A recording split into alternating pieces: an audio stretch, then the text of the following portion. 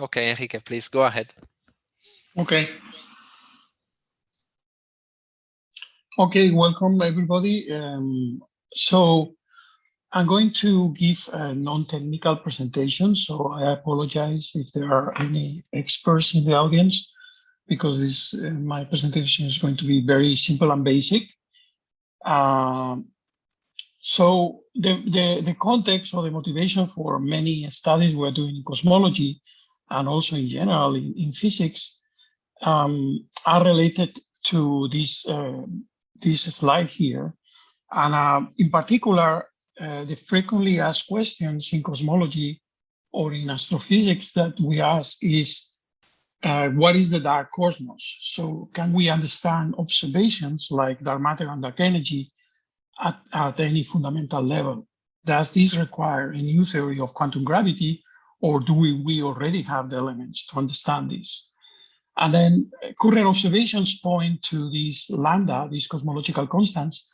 And one of the issues is, what is lambda? And something that seems a bit unrelated, but of course in my talk, you can see from the title that is related, is what is inside a black hole. And this is a very important question because black holes have been observed, yet we don't have a consensus fundamental theory for what is the metric inside the black hole.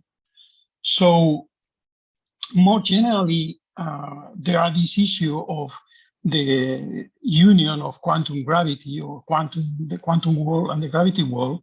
And you have probably heard about that. And one of the issues is whether these frequently asked questions are inside this union. So whether we need this quantum gravity, and in particular, whether the dark cosmos is inside this union. So is the lambda and dark matter related to this new theory that we don't have? And I'm going to be focusing in trying to address these questions within general relativity, classical general relativity, no extensions. So very basic. And I want to highlight the role of the observer that it has in both quantum gravity, quantum field theory or quantum theory in general, and gravity. As you know, the role of the observer is key to this issue, and it will be a key ingredient to understand this black hole universe. So let me do very, very simple geometrical considerations, but these are simple, but stay with me because they are the key to understand the model I want to propose. So basically, the metric. So first, let's go for a spatial metric. Okay, do you see my pointer here? The spatial part of the metric. Yes. So, yeah. So first, the metric, the spatial part, is just a way to measure distance between events. So, for example, in a flat space, if you have 2 points, Pythagoras theorem tells you what is the distance between these 2 points if you know the coordinates of the point. And that's exactly what the metric does. So it's just a way to measure distances. And beware, because although this metric looks very nice in this metric form, it looks different if you change the coordinates. For example, in polar coordinates, it looks different than in Cartesian coordinates. Okay, so the flat metric is the simpler metric and is the one thought by the Greeks and the Mesopotamians before us. And the next complication is to think of a metric with constant curvature. And we have a very good example of such metrics because we live in the surface of Earth. And that's exactly what this metric is. So basically, imagine that we live in 2 dimensions, like in the surface of Earth, and we are 2-dimensional bodies. Then one way to see this metric is to imagine there is a third component, which is, so space is X and Y, is in this plane. But we imagine this extra component, which we call Z, and then basically the metric that corresponds to the metric of us in the surface of Earth is again Euclidean metric. It's a flat metric, but with an additional coordinate, this Z coordinate. Okay, and then with the constraint that we live in the surface of that sphere. This is called S2 sphere. Okay. Now, the cool thing here is that if we now, this is three-dimensional, if we now rewrite this metric as two-dimensional, because we live in two-dimensional space in this example here, then we just put z as a function of r. R is the polar coordinate, okay? And then if you put z as a function of r, you can see that dz is minus dr, and you just put this here. And then when you end up with this metric here, okay? So this is the metric, the two-dimensional metric that has constant curvature. So it's very nice because this one we can visualize. It's just the surface of a sphere. But in two dimensions where we live, we have the impression that we are confined to a disk. You see here this disk. And this confinement comes from the fact that if you think in three dimensions, you move in the sphere, but you can never go out of this disk, which is the projected coordinate, okay? So this can be called an event horizon. So this will become the event horizon that I will be talking about when we introduce time, okay? So you can see here an example where you have a metric. This is the most simple metric, which has curvature. It has constant curvature and is in a trapped surface, okay? So more generally, we will see that a general metric, the most general metric, can be written in this way, with which phi being the gravitational potential. So this example corresponds to phi equals -1. The event horizon corresponds to phi equals -1, which is when r equals r star. R star is the radius of curvature of this example. And we use units of c equals 1. So in reality, you see here the connection with the event horizon, because c squared equals 2 phi is exactly what defines the event horizon of a black hole. It's basically saying that you don't have, because the speed of light has a limit, you don't have enough energy to leave the gravitational potential of a planet, right? Okay, so that's the connection with the event horizon. So, and if we now say, okay, what is the next the next example of a curvature that is a bit more complicated than this? So, but it's equally simple, and this corresponds to a radius that, instead of being constant, the radius increases with distance. Okay, so so we still have that extra dimension set, and we have that the radius of that sphere is not constant, but is RQ over R star. And then this gives you something that is like a conic hyperbolic surface, and this corresponds to what is called the Schwarzschild metric. So you see, before, what we had in this metric, which by the way is the Sitter metric, what you have is that you are confined inside the disk, okay, here. Whereas if you think of a curvature that grows with distance, then it's the opposite. What happens is that you can never reach inside. You are confined outside. And this is the dimensional space, the two-dimensional, where we really live. Okay, the only difference between these examples and the real universe is that there is an extra dimension, which in polar coordinates means that there is just an extra angle. And this means that in reality, this circle here is a sphere. And this just makes this more difficult to illustrate. But you know, the only thing I'm doing here is to take out one angle and show the exact, this is the exact geometry, but with one angle less to be able to draw a picture. Okay, so now this, if we do the same and put this set instead of R, we end up with this metric, which is the metric of a black hole. And basically you are confined to the outside the black hole, okay? And then phi, the gravitational potential, gives you just Newtonian potential, and the event horizon is the same. Okay, so now the Sitter metric, the fact that phi in general corresponds to this minus r squared here, what it means really physically, because we know about gravitational potential, this corresponds to a centrifugal force. So basically, if you are in a rotating system, then you get this Fistitian force to interpret your rotation. And that's the typical example that happened in the orbits of planets, okay? Whereas the Schwarzschild metric corresponds to the Newtonian potential, so basically a point-like object. So you see that these two things can obviously be connected, because if you have a rotating body in a gravitational field, then you will have both together. And basically you mix the Sitter metric with the Schwarzschild metric. So this is the spoiler for the talk, the spoiler alert. So this is what I'm going to do. Now I'm going to connect these two metrics, because you see in the Sitter metric, you are confined inside, whereas in a Schwarzschild metric, you are confined outside. And if you combine these two things together, then you will get something that covers the whole space, right? So geometrically, this seems to make sense, but is this a solution to general relativity? And if so, is a solution to what problem? What is the energy matter content that gives such solution, okay? Because that will be a possible solution to this black hole problem that I mentioned before.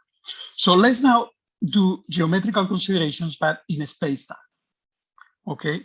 So Minkowski was a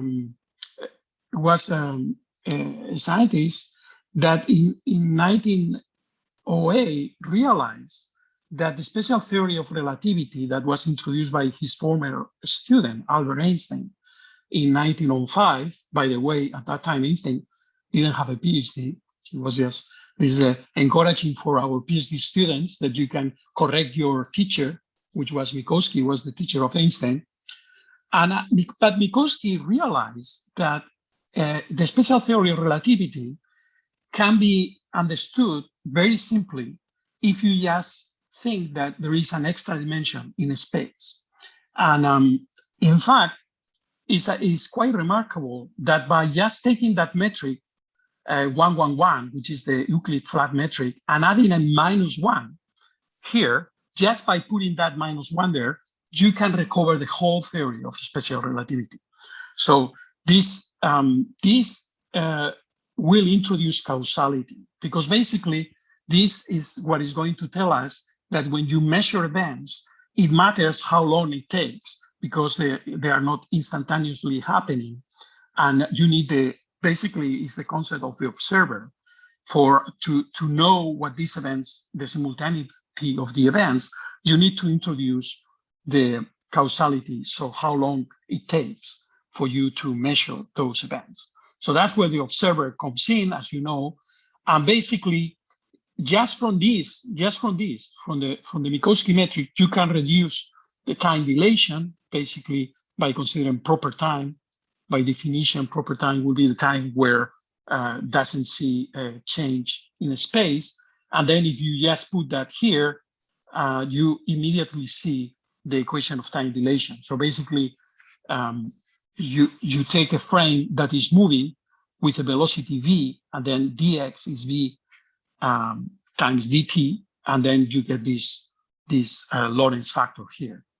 And you can also deduce proper length, which is Lorentz contraction. So basically, now we introduce a concept that I will mention during the rest of the talk that I call frame duality. So there is a frame where you are in proper time that in cosmology will be very close to what we call co-moving time.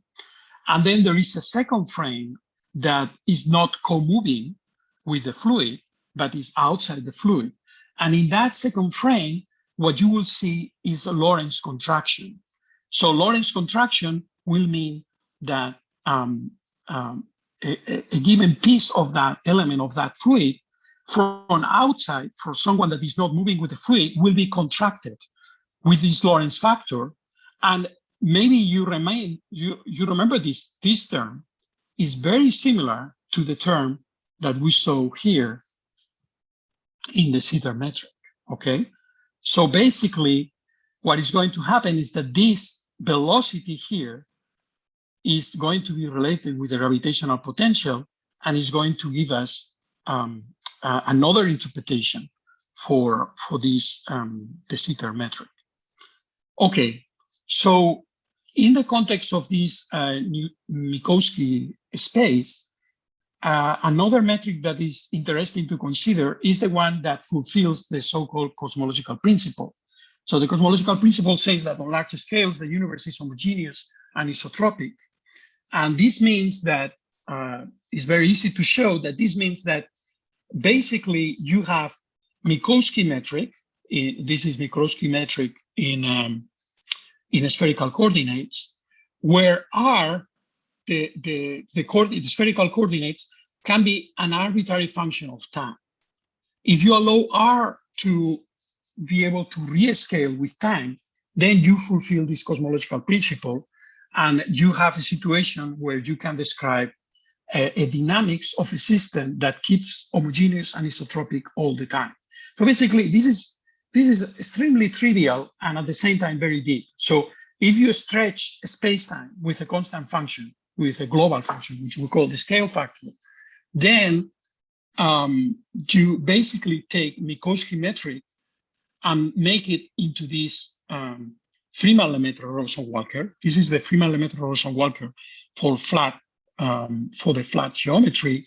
And basically what you have here is that this is going to give us the fundamental problem in cosmology. Now, if you take this relation here that comes from the cosmological principle, you immediately recover the Hubble law, because if you take a derivative, you see that the derivative of R is A dot psi. Psi is what we call the comoving coordinate. And then if you put psi back here, you get that V equals H times R, which H is just A dot over A, okay? So this system, because A of t is an arbitrary function of time, the physical distance, which is R, can be moving, and then you recover the Hubble law, which, as you know, has been observed.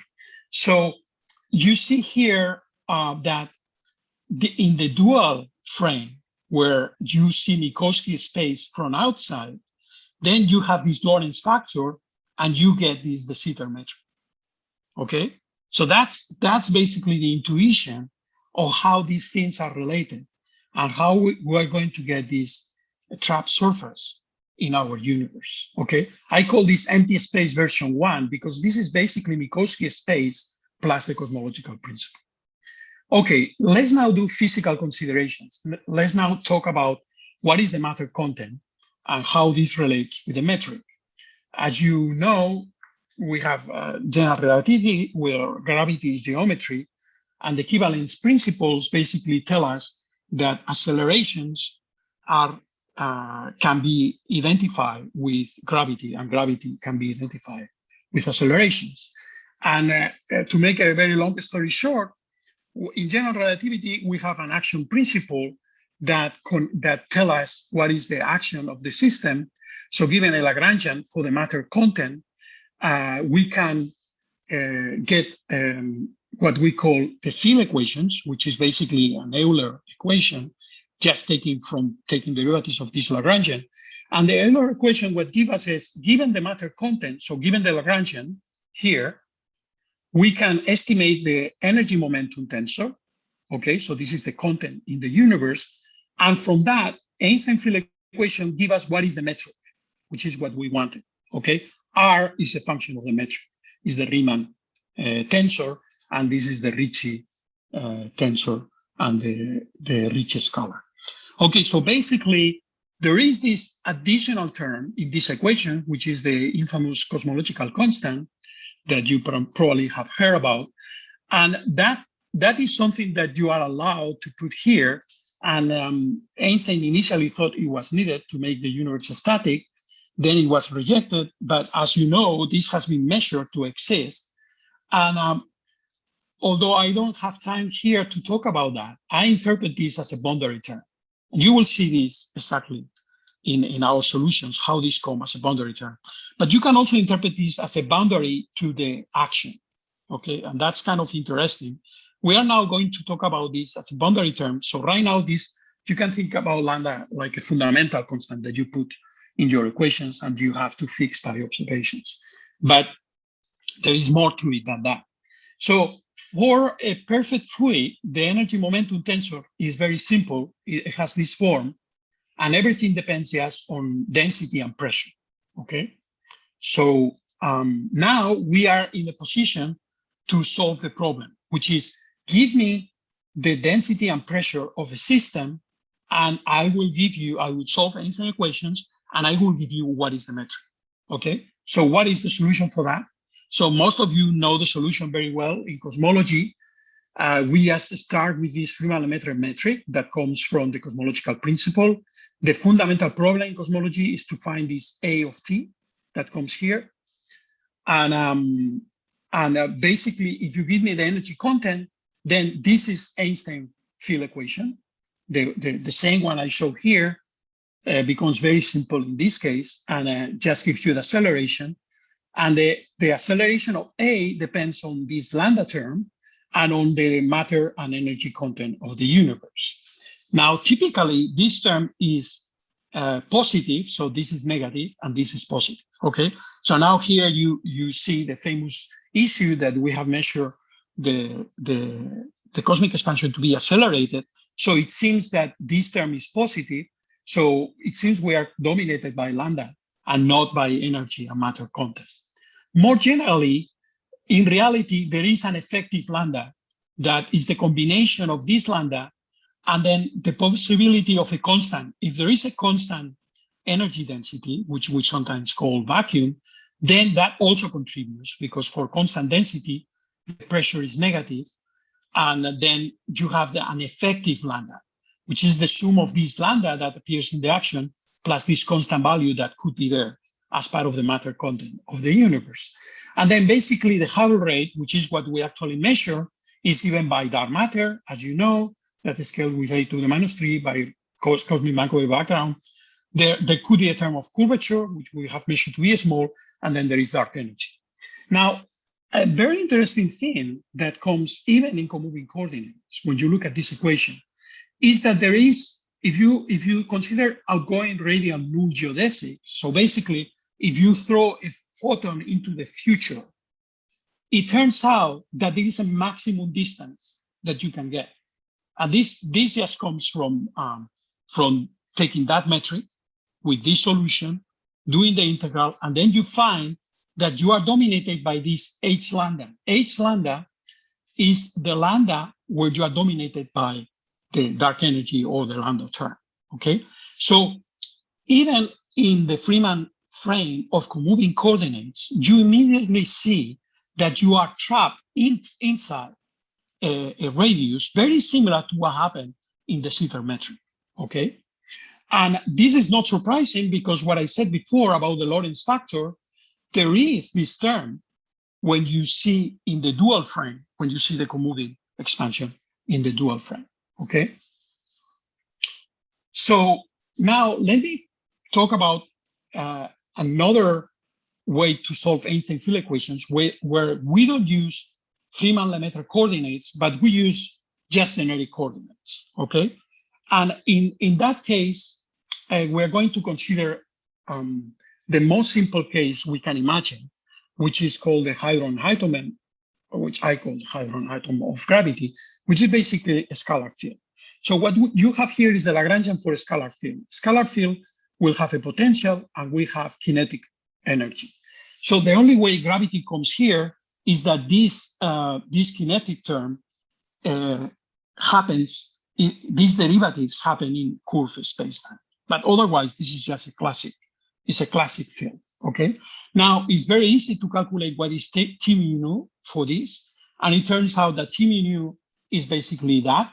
And that corresponds in the perfect fluid to a density that is the sum of the kinetic and potential energy, and a pressure that is the difference between the kinetic and potential energy. Usually, people think of pressure as just the thing coming from kinetical term. But if there is a ground state for the potential, then you have to subtract that. So here, what you have, if you remember from high school, you have this issue of solving in a potential with constant energy solving a given problem in dynamics. So this is a way to solve Euler equation visually. So basically, if you have constant energy, the difference between the potential, which is this curve here, and the constant energy is the kinetical energy, okay? So what happens is that if this is happening in an expanding background, then because you have this background, the kinetical term dissipates. This is called Hubble damping. So basically what happens is that the expansion of the background is like a friction. And what happens is that if you start with some energy, you lose this kinetical energy to the expansion, and you can end up trapped into this point where you don't have kinetical energy. Now here, if you don't have kinetical energy, then what happens is that K is 0, then you are trapped in V, so this is constant, so rho is constant and P is minus rho, which is one of the cases we were considering before with the Freeman equation, okay? That's exactly what people nowadays call dark energy, right? So that was a contribution to this effective cosmological constant. So now, if you lay down the most general metric that you can imagine with a spherical symmetry and has these two Newtonian potentials, and now you solve Einstein field equations, the 0, component will tell you that in this particular case, phi, the two components are the same, and then you have this integral over rho. So if rho is constant, what this gives you is just the zeta metric, r over r squared, okay? Where now this r lambda here depends on this rho, and this rho has two terms. One term will be the ground state where your field is trapped if you lose this kinetical energy, and then the cosmological constant that comes in the equation, and that's the effective cosmological constant. So you see, this is exactly the same trapped surface that we saw in the Freeman equation, starting from a totally different coordinate system. In fact, we start from the dual frame that I called before, okay? So we have this issue that we are trapped inside a surface. And this is what observations tell us. This is not something that a mathematician tells us. We have measured that we are trapped in a surface. Enrique, yes. Just one question about this vacuum energy. Maybe Emily should be the one asking you this question, but how do you define it? I mean, as we know that this is infinite. No, but I'm not talking about quantum fields. Here I'm talking about classical fields. And the vacuum here is defined as the ground state of this system. So basically, if you lose the kinetical energy at one point here, you will end up to be in the ground state. So basically 0 kinetical energy. That's how in this classical field is defined. It's just the value of the potential of the field at the point where you have lost the kinetical energy. So there is no quantum here. This is all classical. Okay, so now let me solve another problem, which is even simpler than the problem before. What if we solve the same problem, the same metric, but now we have no lambda, no vacuum, we don't have anything. We don't have a ground state, we put everything to 0, okay? If we do that, we still have a constant of integrability here. So we are allowed to have a constant, and you see that that constant will give you 1 over r, okay? So when you solve Einstein field equations in the most general equations, and you put vacuum, what you get is a black hole. You get a Schwarzschild metric. And of course, the mass of the black hole could be 0, and then you get Minkowski, which is what you want. But in general, if you have a point source, that's the metric that you have. And that's the famous Schwarzschild metric for a black hole. And of course, this is very nice outside the Schwarzschild radius that I showed before, but inside, everything becomes a problem, because if you are inside, suddenly this term changes the signature, change sign, and then you get into trying to change variables, trying to understand what is going on, okay? So for a black hole, the issue that we have is the opposite. We know what is outside, but we don't know what is inside. Okay, so a simple combined solution that I already spoiled you to explain. I'm going to try to combine these two things together. So how I'm going to do that? Basically, I will start from the most general metric and try to solve Einstein's field equations. And basically what happens is that the first equation is the one I already showed you, but there is a second equation that is basically energy conservation that basically tells you that there is a discontinuity when 2 phi equals -1. So remember, 2 phi equals -1 was this trapped surface that basically corresponds to the speed of light, the velocity of your system being the speed of light. And this singularity compensates when P equals -ρ. Okay, so you see here that there is an issue that you have to be careful about mathematically, because in principle you can solve this. This is okay. You can have P equals -ρ, and you can have 0 outside and constant ρ inside, right? Which is what we wanted. And both of these branches are solutions to Einstein field equation. One of them gives you the Schwarzschild metric, and the other one gives you, sorry, this one is Schwarzschild, and this one is the Sitter, okay? And then we do have an explanation for this. So a model for this will be that if that potential is trapped, then inside you are trapped, you are in a false vacuum, and outside you can put this to 0 or not. This doesn't matter. You are if you want to recover Schwarzschild metric, you want to put this to 0, because we usually think as empty space outside the Schwarzschild, but you can generalize that. But anyway, this is the situation. So if you lose this kinetical energy and your field gets trapped into a false vacuum, then there will be the situation where a region of space is trapped and another region of space could have 0 energy. And therefore, this looks like it could be a solution to Einstein field equations. So that's the thing I told you before. Now we understand what this means. So this is the matter content that corresponds to this solution. So basically that you have 0 outside and you have a trapped false vacuum inside. Okay, so this is not new. This has been known, in fact, for 40 years. This is called bubble universes, right? So this came in the context of inflation, where people realize that when you are in expanding background, this can happen. And there are a bunch of papers about this. I put some of them here. There's a whole community that works on this.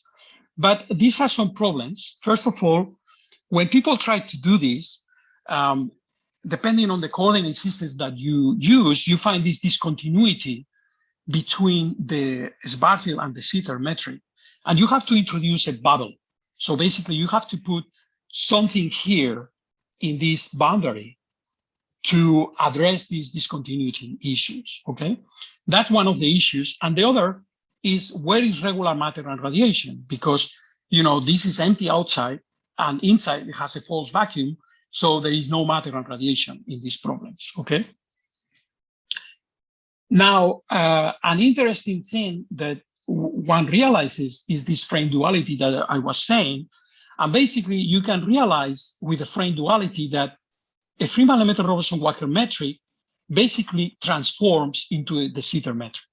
So this thing I've been telling you about, that there is this analogy of the Lorentz contraction, blah, blah, blah.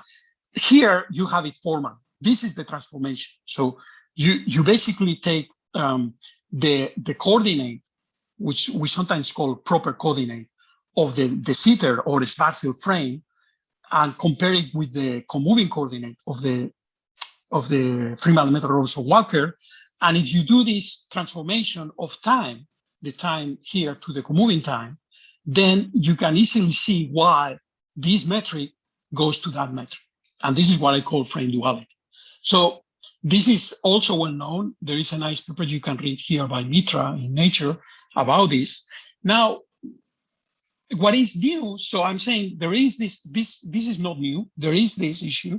That's a problem that is solved, but there are these issues of what is the matter and what is going on with the discontinuity. Now, a new combined solution is the one I want to propose, where we are going to have Freeman-Lemaitre-Robertson-Walker inside instead of the sitter inside, okay? And I represent this by this blue ball here, okay? So remember that Freeman-Robertson-Walker tends to the sitter when the universe becomes dominated by lambda. So what I have found is that there is a change of variables that you can, if you put these potentials in terms of the Veil potential, so it's a combination of the two gravitational potentials, there is a change of variables that change the Minkowski metric into what I call the extended de Sitter metric. This is very similar to the de Sitter metric, but first it has an arbitrary potential in the time domain, and this h here is a function of time, okay? Whereas in the Sitter metric, this is constant. So basically, if you allow this h to be a function of time, then basically what you have is that you have Freeman Lemaitre-Robertson-Walker metric. So Freeman Lemaitre-Robertson-Walker metric has this expanding background that tends to the Sitter background here, okay? So that's basically, this is just a change of variable. Why this change of variable is interesting? Because with this change of variables, I can now solve the problem that we had before, but I can solve it having inside matter and radiation and having h, an arbitrary function of t, that is given by this matter and radiation, okay?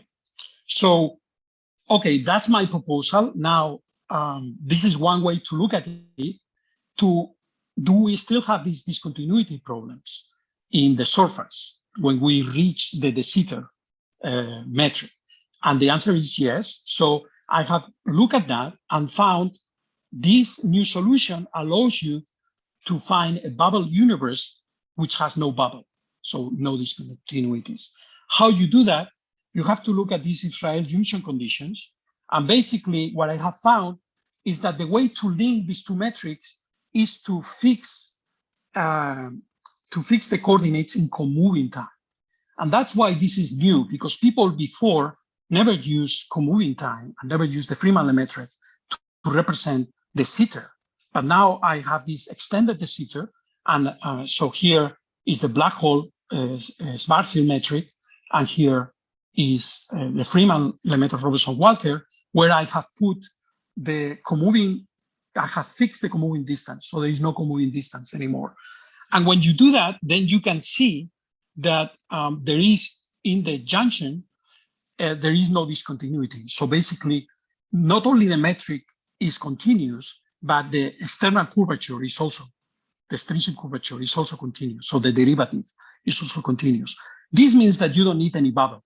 You don't need to introduce something to fix the discontinuity because there is no discontinuity.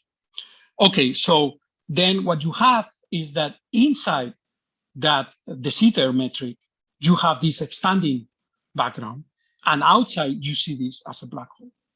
Okay, so now this is the black hole universe. So basically you have this Schwarzschild metric outside, you have the Freeman metric inside, you can connect them through the event horizon. And then if you have empty space outside, you will have here Minkowski. But if outside you have another background with another lambda, then this will close into another de Sitter metric, okay? So these black hole solutions can be used both for black holes and also for our universe. So it can be used for a black hole within our universe, and also for our universe, we will be a black hole within another universe, okay? And this is similar to this concept of the island universe that was discussed by Thomas Wright in 1700. Nobody believed him, but he was thinking that maybe our sun is within a galaxy, and that galaxy, there are other galaxies, right? So in a similar way, maybe our universe is not just a lonely universe, but the fact that we see this lambda, that the universe is trapped, maybe this is telling us that we are within some other background, okay? And is there observational evidence for this? Well, I claim that the cosmic acceleration is observational evidence. I also found that this can be used to solve the coincidence problem, but I don't have time to talk about this now. But there is this connection between this lambda and the energy content when you think that lambda is a boundary that I was mentioning before. And of course, we have observed black holes, and we cannot understand black holes properly with the Schwarzschild metric. So is there anything new that this black hole universe tells us? And one thing that we have found for a long time is what I call CMB anomalies.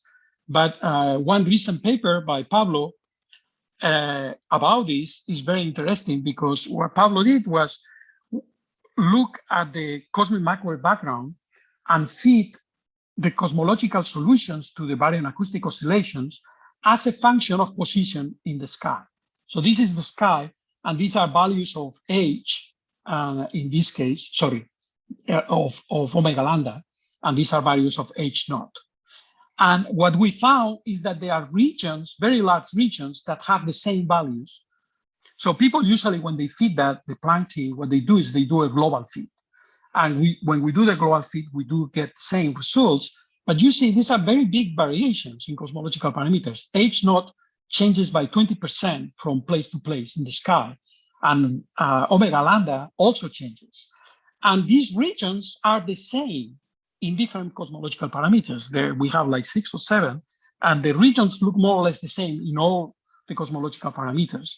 And there are 3 regions which have a size that is approximately something similar between 50 and 70 degrees. So these are the size of these regions, and this is the value of omega lambda. And now this black hole universe can predict that there is a connection between the size. Remember that lambda tells you the size of the trapped surface. So this makes a prediction of what is the trapped surface as a function of a scale. And we can actually measure this in distance and in angles. And in both cases, we find a good agreement. So we find, you see the errors are large. So this is tentative, but it looks like this makes sense. And also with Benjamin Camacho, we have looked at an old problem in CMB that is well known, that on scales of 60 degrees, the CMB becomes homogeneous and isotropous, and there is no more isotropous in this case, there is no more fluctuation. So it becomes very homogeneous. And this is against the CMB predictions, which predict that there should be fluctuations on all scales. And the reason why you have that is precisely this trapped surface, that because if that trapped surface is fixed in comoving coordinates, as the black hole universe predicts, then it will put a cutoff on the scale in which you can see fluctuations in the CMB. Okay, in the future, with programs like the Space Telescope Euclid, which as you know, we are involved here in our institute and also in other institutions in space, in Spain, we will be able to see this at redshift bigger than 1 at very large angles. We will be able to see similar disconnected regions if we can.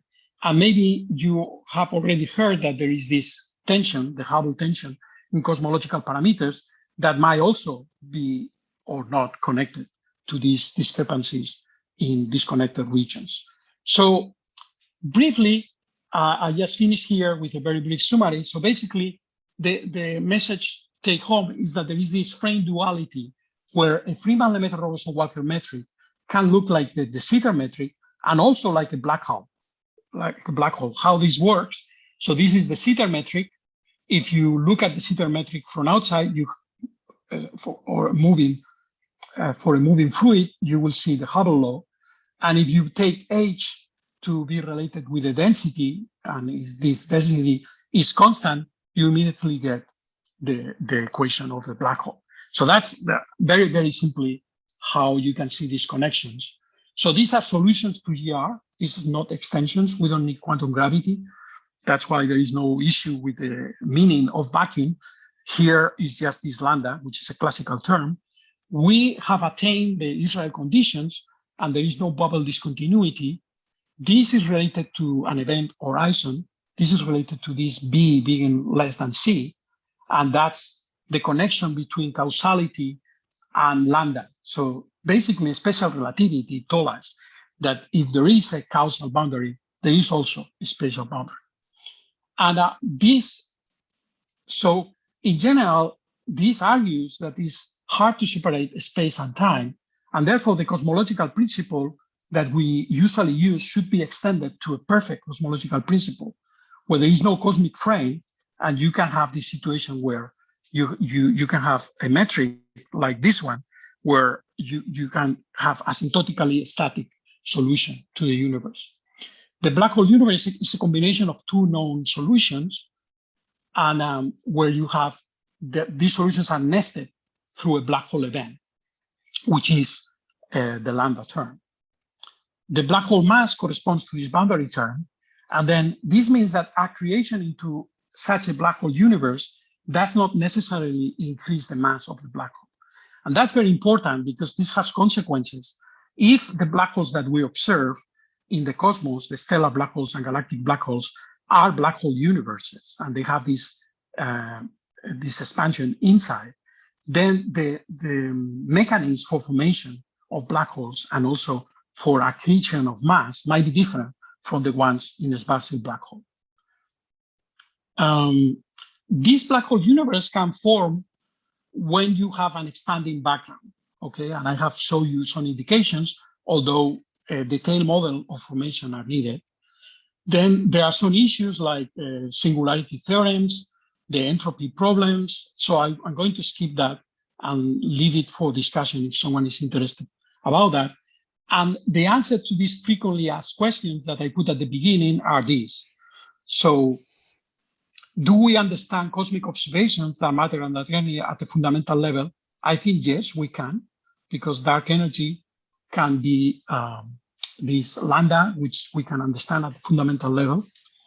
Does this require a new theory of quantum gravity? No, you can do this classically.